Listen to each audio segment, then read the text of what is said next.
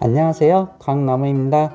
그동안 제가 영상을 찍지 않은 내용 중 가장 많은 분들이 궁금해하신 내용은 바로 제 2차 합격 수기예요. 솔직히 직장인으로 1차 합격을 하는 게 어려운 일인 건 맞지만 그렇다고 아주 희귀한 일은 아니에요. 하지만 휴직 없이 퇴사 없이 순수 직장인 신분으로 2차까지 최종 합격한 사람은 찾기 어려워요. 제 자랑 같네요. 그럼 오늘은 2차 합격 수기를 말씀드려 볼게요. 2차 준비 기간은 21년 7월부터 22년 8월까지 약 14개월 정도 공부를 했어요. 또 워낙 질문이 많아서 지난 영상에서 말씀드린 내용을 다시 말씀드리는데, 저는 비전공자이고요. 업무도 회계 세무와는 관련 없는 내용으로 근무하고 있습니다. 9 to 6 기업에 다니고 있고요. 그럼 본격적으로 합격 수기 시작하겠습니다. 다만 유의하실 점은 세부적인 공부 방법은 다른 영상을 보시거나 고정 댓글에 있는 전자책을 통해 확인하시길 바라겠습니다. 2차 준비를 하기에 앞서 저는 저 스스로를 객관적으로 평가해보는 시간을 가졌어요. 재무회계는 1차 문제를 한 40% 정도 맞추는 수준이었고, 원가관리 회계는 80%, 법인세는 30%, 소득세는 50%, 부가세는 70% 정도 수준이었습니다. 그러다 보니 원가와 부가세를 제외하면 2차에 응시할 만한 실력을 갖추지 못했다는 생각이 들었어요. 역시 기본만 수업을 제대로 하지 못해서 계산 문제의 원리를 이해하지 못하고 유형별로 풀이 방법을 암기하여 공부한 것이 한계였습니다. 이런 상황에서 동차 시험을 응시하면 과연 합격할 수 있을까? 아니, 동차 공부가 가능은 한 걸까? 차라리 지금부터 기본기를 다시 닦고 유예 합격을 노리는 게 현실적이지 않을까? 이런 고민을 한 것은 특히 21년도 1차 합격자가 적기 때문이기도 하였습니다.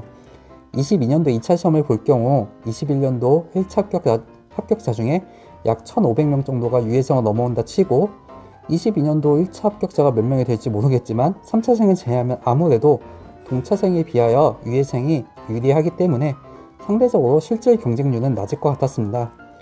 특히 다시 3개월 동안 동차 준비를 위해 시험 공부에 매진할 경우 저 스스로 더 이상 공부를 할 기운이 없어 시험이 끝난 9월부터 합격자 발표가 나는 11월까지 마냥 시간을 보낼 것 같았습니다.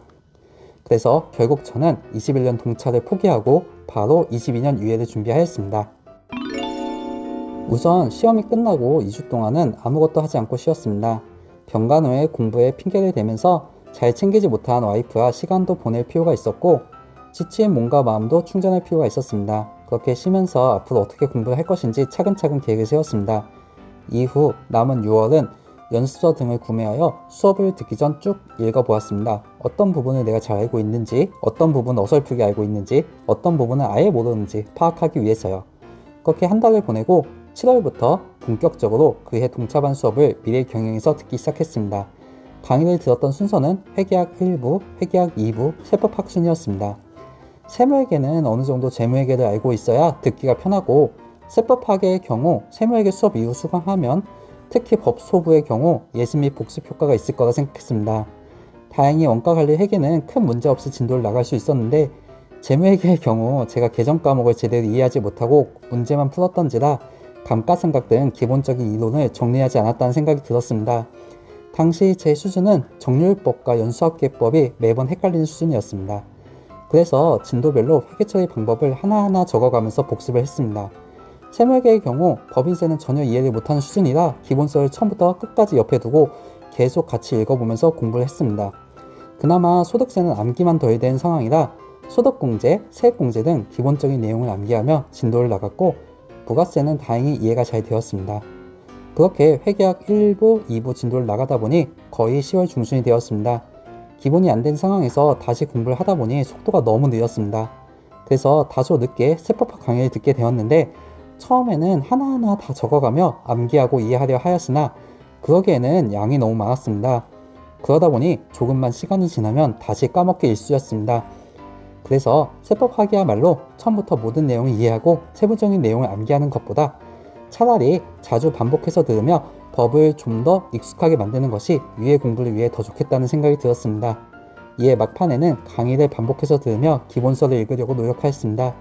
해당 기간 공부 시간은 주중 퇴근 후 2시간 반, 주말 10에서 12시간 정도로 월별로 약 120시간 정도 공부하였습니다. 유예 1순환반 신청을 앞두고 고민이 생겼습니다. 수강 중이던 미래경영 패스 기간이 끝나면서 계속해서 미래경영에서 수업을 들을지 아니면 다른 학원의 강의를 들을지 고민을 하게 되었습니다. 결국 이런저런 생각 끝에 학원을 옮기기로 하였습니다. 당시 미래경영 유예 1순환반 강의는 직장인이 듣기에 강의 차시가 너무 많았습니다. 전업수험생의 경우 강의를 많이 듣는 것이 도움이 될 수 있지만 직장인에게는 강의를 듣는 시간도 너무 큰 부담이고 공부는 결국 혼자 하는 것이기에 결국 강의 차시 등을 고려하여 여러 학원에서 교과목별로 단과반을 신청하기로 결심했습니다. 당시 신청한 유예 1순환 강의는 재무에게는 우리경영 김영덕, 원가관리에게 우리경영 임세진, 세무에게 해커스 원재훈, 세법학 우리경영 정인국, 해커스 원재훈 선생님 등이었습니다. 학습 순서는 개정사항 등으로 인해 세무회계 강의가 늦게 개설되어 재무회계, 원가관리회계, 세무회계 순으로 진도를 나갔습니다. 세법학의 경우는 우리경영 정인국 선생님의 강의를 메인으로 수강했는데 해당 강의가 주말에 상증세, 개소세, 지방세, 주특법만 강의를 하시고 나머지 법, 소, 부와 국기법은 심화반 내용을 온라인으로 제공하던 상황이었기에 회계학과 진도를 같이 나가며 인강도 함께 들었습니다. 별도로 해커스 경영의 원재원 세법 패스를 신청하여 원재원 선생님의 세법학 강의를 출퇴근길에 매일 2강씩 수강했습니다. 동차반 강의를 수강할 때는 아무래도 문제풀이보다는 이론을 이해하는 데 주력하였다만 유예 1순환 강의를 수강할 때는 이론 정리와 문제풀이를 각각 절반씩 공부하려 노력하였습니다. 다만 이 시점부터 시간이 너무 부족하여 주중에는 퇴근 후 밤 12시 반에서 1시까지 공부를 하며 매일 4시간 정도 공부를 하였고 주말에는 약 12시간 정도 했습니다. 그렇게 주당 공부 시간은 약 50시간, 월간 공부 시간은 200시간을 유지하며 전업수험생과 동일하게 진도를 나가려고 노력하였습니다. 유예 2순환에 들어가기 전까지 저는 모의고사를 포함해서 단 한 번도 2차 시험을 본 적이 없었습니다. 특히 회계학 1, 2부의 경우 연수서 문제라도 접해보았지만 세법학의 경우 내가 혼자서 문제를 풀 수 있을까? 의구심이 들었습니다. 그래서 실제 시험과 최대한 유사한 환경에서 집중적으로 모의고사를 풀어보고 싶었고 아무래도 유예 1순환 과정에서 우리경영 선생님들의 강의를 많이 들었기에 우리경영에서 마찬가지로 유예 2순환을 신청하게 되었습니다. 다만 아쉽게도 3월부터는 회사에서 주말 근무를 해야 했기에 토요일에는 매월 한두 번은 시간을 낼 수 없었으므로 저는 모의고사를 일요일에 응시하고 해설 강의는 인강으로 듣는 형태로 유예 2순환반을 수강하였습니다. 당시 제 유예 2순환반 성적은 다음과 같습니다. 보시다시피 재무회계와 세무회계의 점수가 유난히 낮아 해당 과목을 다시 이론부터 공부하기로 하였습니다. 그래서 이 시점에 우리경영 김영덕 선생님의 부클립 강의와 주민규 선생님의 세무회계 파이널 특강을 신청했습니다. 개인적으로는 두 강의를 통해 한 번 더 이론을 정리하면서 그제서야 제가 1차 때 기본반을 제대로 듣지 못했던 것을 만회한 것 같습니다. 다만 추가적으로 강의를 듣게 되며 5월에는 공부량을 더 늘려야 했습니다. 4월까지는 기존과 동일하게 밤 12시 반 정도까지만 공부를 하였으나 5월부터는 1시 반까지 공부를 하며 주중에는 퇴근 후 5시간 이상 공부를 하였고 그럼에도 주말 근무 등으로 시간이 모자라 회사 점심시간에 샌드위치나 김밥을 먹으며 공부를 하였습니다. 그렇게 5월에는 월간 공부 시간을 약 250시간까지 늘렸습니다. 유예 2순환반을 통해 저는 시험 문제 풀이와 답안지 작성 등에 대해 어느 정도 감을 잡았고 실력도 꽤 향상시켰습니다. 다만 제가 우리경영 문제에만 너무 익숙해진 것 같아 다른 학원의 문제를 풀고 싶었는데 마침 당시 해커스 경영에서는 다양한 선생님이 돌아가면서 모의고사 문제를 출제하셨기에 유예 3순환은 해커스도 신청하였습니다.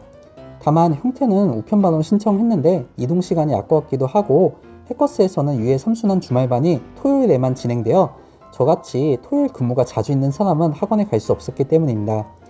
유예 3순환 시점에도 진도표는 있었지만 저는 진도표대로 공부하지 않았고 전체적으로 연습서 가로풀기와 함께 주파나 재파, 김영덕 기출문제집 등을 푸는 식으로 회독을 진행하였으며 세법학은 판례 공부를 시작하였습니다.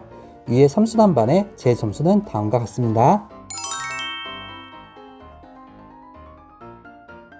특히 이때 제가 부족하다고 생각한 특정 주제를 별도로 공부하였는데 당시 공부했던 주요 주제는 재무회계의 현금 흐름표, 법인세회계, 세무회계의 외국납부세액 공제, 최저한세, 합병, 연결 등으로 이 중 상당수가 실전에 출제되어 제 합격에 큰 도움을 주었습니다. 또 아무래도 타 과목에 비해 세무회계 점수가 부족하다고 생각하여 우리 경영에서 진행한 양소형 GS 모의고사 실강을 추가로 신청하였습니다. 해당 GS도 제 성적을 올리는데 많은 도움을 주었습니다. 이때 공부는 주중에는 새벽 2시까지 진행하였으며 휴가동도 많이 내면서 6월에는 월간 260시간, 7월에는 월간 300시간 정도로 공부 시간을 더 늘렸습니다. 이 시점부터는 전업수험생 부럽지 않게 공부를 하였습니다. 다만 출근 시간으로 인해 보통 아침 6시에 기상을 하다 보니 제가 가장 피곤한 시점이기도 하였고 지금까지 공부한 여파로 피곤이 극에 달했던 시점이었습니다. 아마 조금만 더 공부를 했다면 몸이 먼저 무너졌을 것 같습니다. 8월에는 그동안 공부했던 내용을 계속 반복하며 회독수를 올리고 세법학을 암기하는 데 주력했습니다. 당시 주로 보았던 책들은 제파, 주파, 임세진 모의고사집, 양소형 GS 자료, 세법학 스가, 해커스 판례세법, 위너스 퍼펙트 세법학 모의고사집 등입니다. 또 현장 모의고사 등을 응시하며 답안 작성에 감을 잃지 않도록 노력했고 시험 일주일 전 휴가를 내어 복습과 암기를 병행했습니다. 이때는 시험이 얼마 남지 않아 조바심을 느꼈지만 그래도 새로운 것을 맞추기보다는 최대한 차분하게 내가 아는 것을 분명히 맞출 수 있도록 내용을 정리하였습니다. 그리고 2022년 8월 27일 시험장에 들어갔고 최종 결과는 이렇습니다.